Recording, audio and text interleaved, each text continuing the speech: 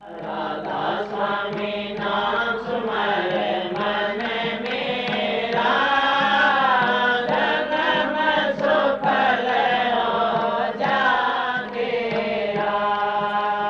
राधा स्वामी नाम सुमर मन मेरा, जन्म सुफल हो जागेरा। राधा स्वामी। राधा स्वामी दयाल की दया, राधा स्वामी सहाय, राधा स्वामी। सत्संगी भाइयों बहनों, जितने भी साध संगत सत्संग लाभ के लिए आए हैं, शांति से बैठ के सत्संग लाभ उठाएं।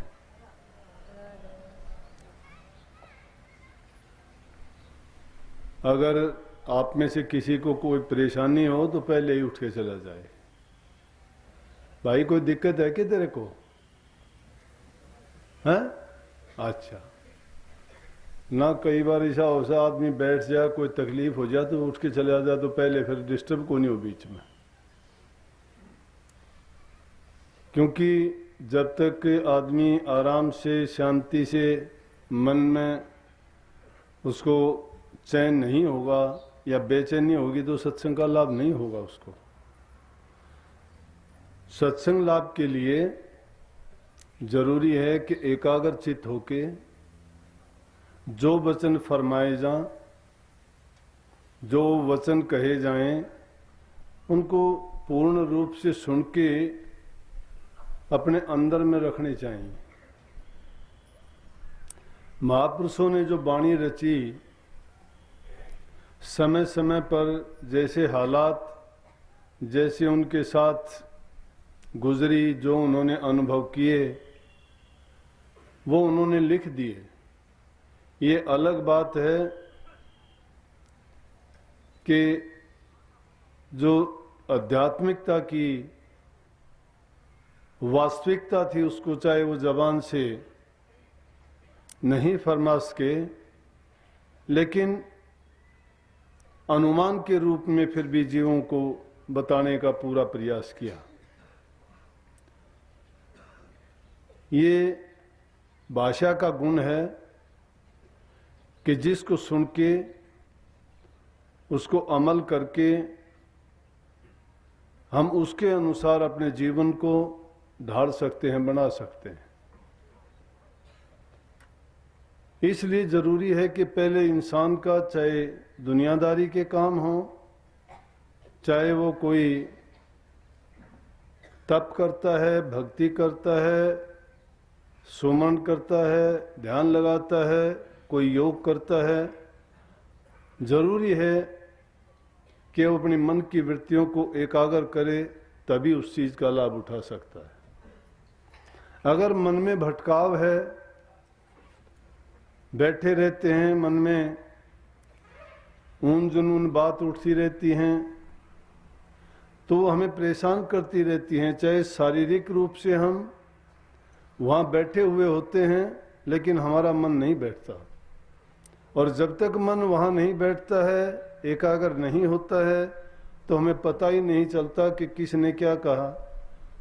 देखते हैं कई बार बात करते हुए हमारे मन में कोई ख्याल आ जाता है, कोई आदमी हमें बात बताता है, लेकिन उसके थोड़े समय के बाद हम कहते हैं कि दोबारा बोलना, मेरा ख्याल नहीं था।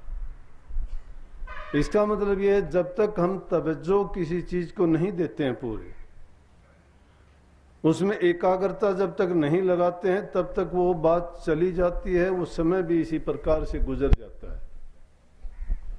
अभी दो वाणी थी, दोनों कबीर साहब की थी। बाद वाले ने तो कहा कि गुरु बिन कौन छुटावेगा, मत लुटे हंस रस्ते में।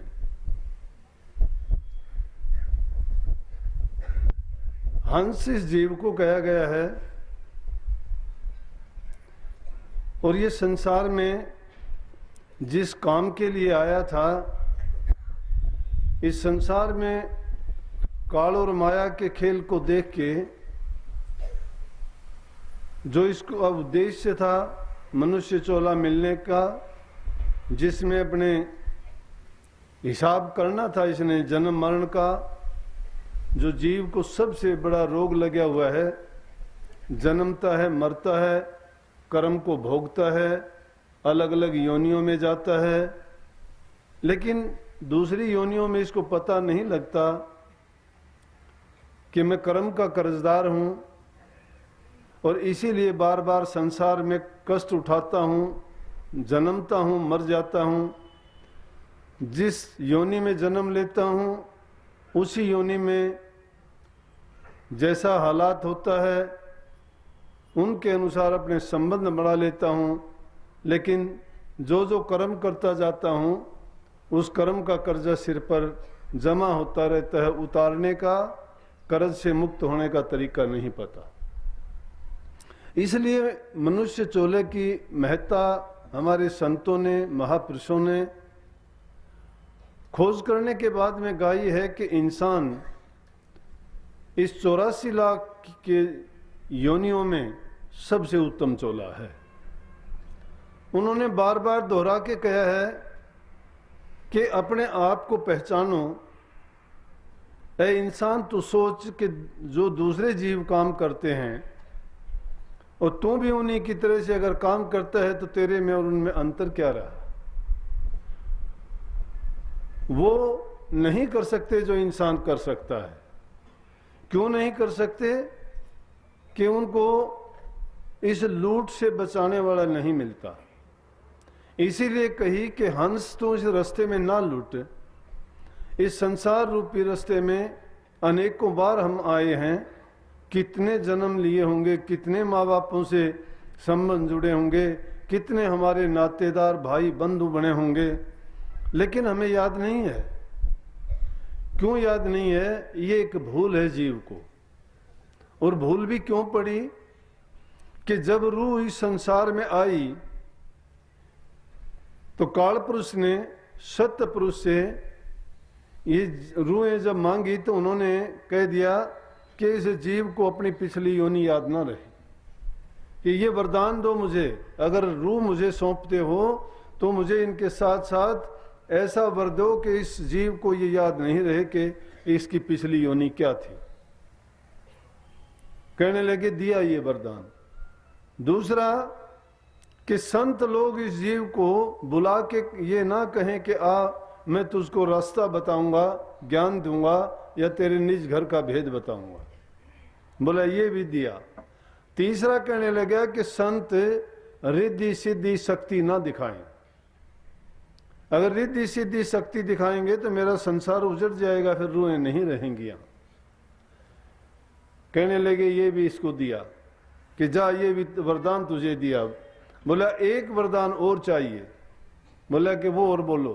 कि चौथा वरदान मुझे ये चाहिए कि जिस भी योनि में जीव को भेजा जाए ये उसी योनि में मस्त रहे।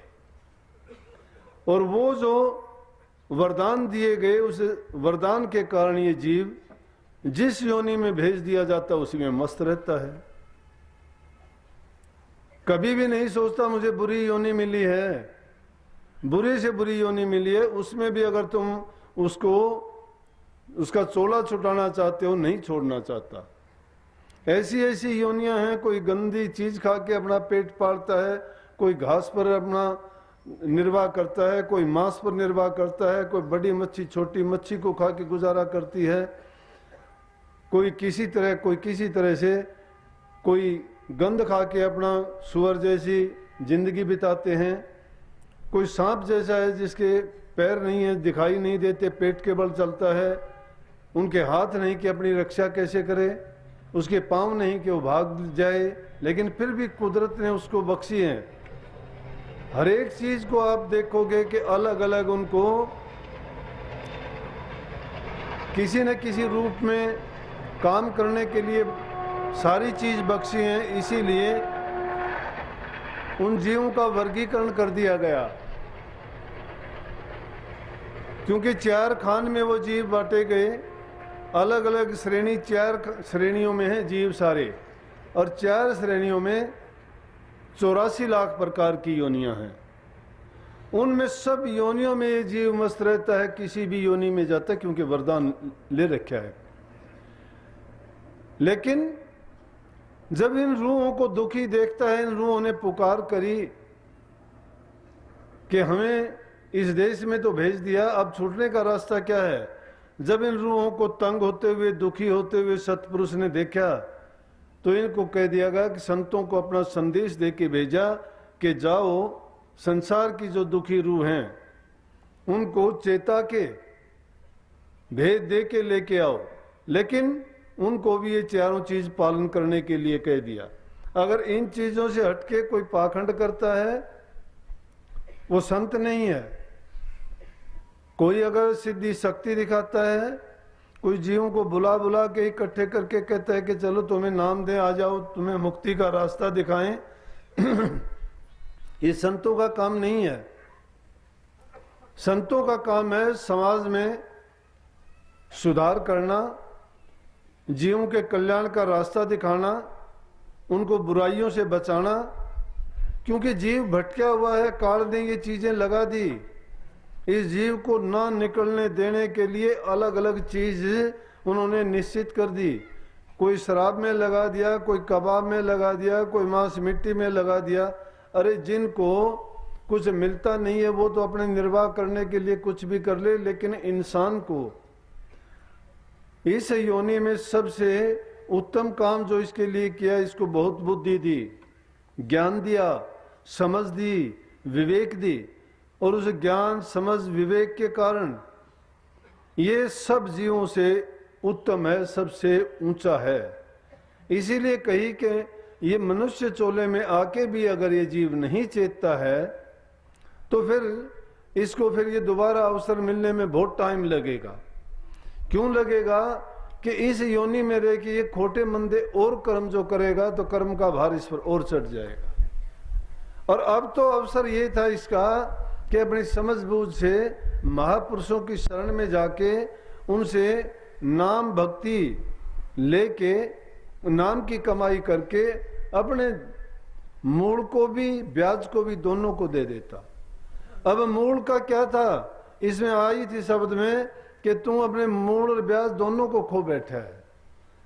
मूल तो क्या था कि मूल ये है कि इंसान यहाँ इस संसार में आता है तो अपना जीवन रूपी पूंजी लेके आता है। लगभग कलयुग में 100 वर्ष की उम्र मानी गई है। कोई 20 में, कोई 30 में, कोई 5 में, वो अलग बात है। लेकिन औसत आयु अगर ली जाए तो 100 वर्ष की उम्र इंसान की है।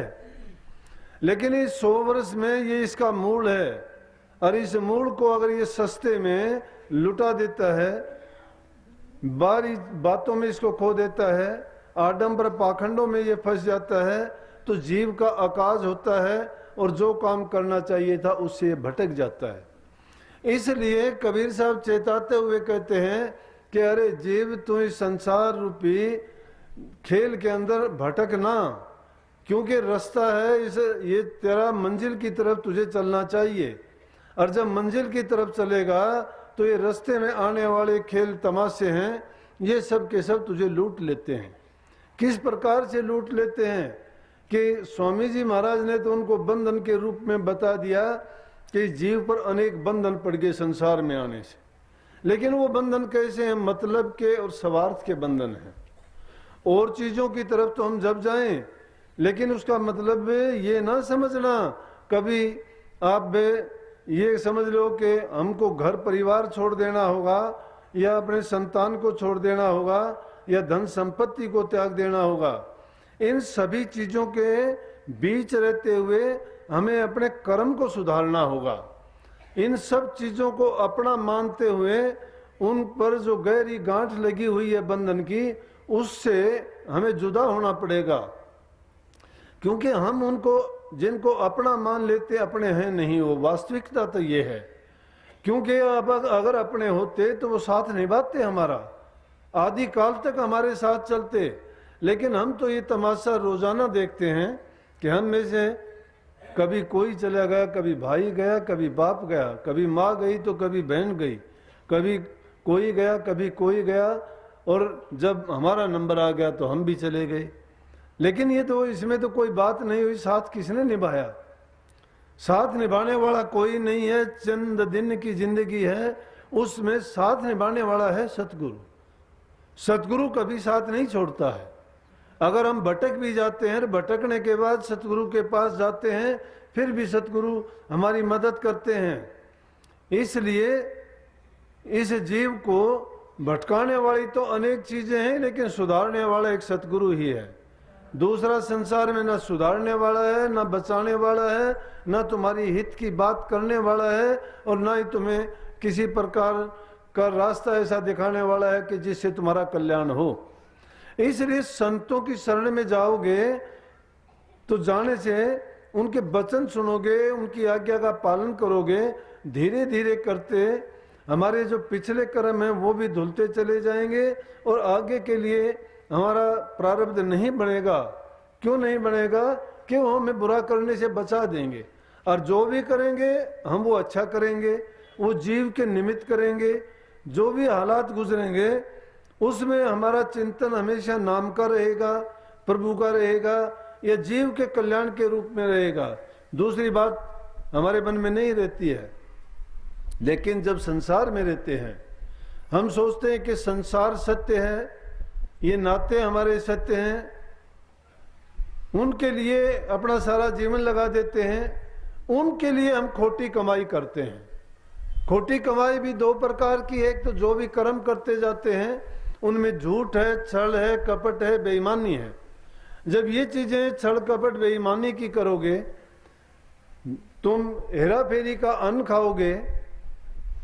अगर तुम्हारे घर में ऐसा अन्न आता है, कोई रिश्वत ले लेता है, या किसी से तुम धोखा करते हो, या किसी से छल कपट बेईमानी करते हो, और उसका सामान लेके अगर तुम घर में ले आते हो, बच्चों को खिलाते हो, तुम खाते हो, तो तुम्हारी बुद्धि मलिन हो जाएगी। फिर तुम्हारे विचार शुद्ध नहीं रहेंगे। क्यों नहीं रहेंगे? कि हमने शुद्ध अन्न नहीं खाया है, हमारी जो कमाई थी वो शुद्ध नहीं है, ये खोटी कमाई है। और दूसरी जो वास्तविक कमाई है वो कमाई है नाम की। नाम, अगर नाम का हमारा चिंतन होगा तो शुद्ध कमाई है। लेकिन हमारा चिंतन अगर बुराइयों में है, किसी की ईर्ष्या करते हैं, किसी की निंदा करते हैं, मन में बुरे ख्यालात रखते हैं, तो रात दिन वही ताना बाना मन में चलता रहता है। नाम की तरफ जब तवज्जो देने की कोशिश करते हैं तो क्या करते हैं कि वे एकदम भटक जाते हैं, मन नहीं टिकने देता।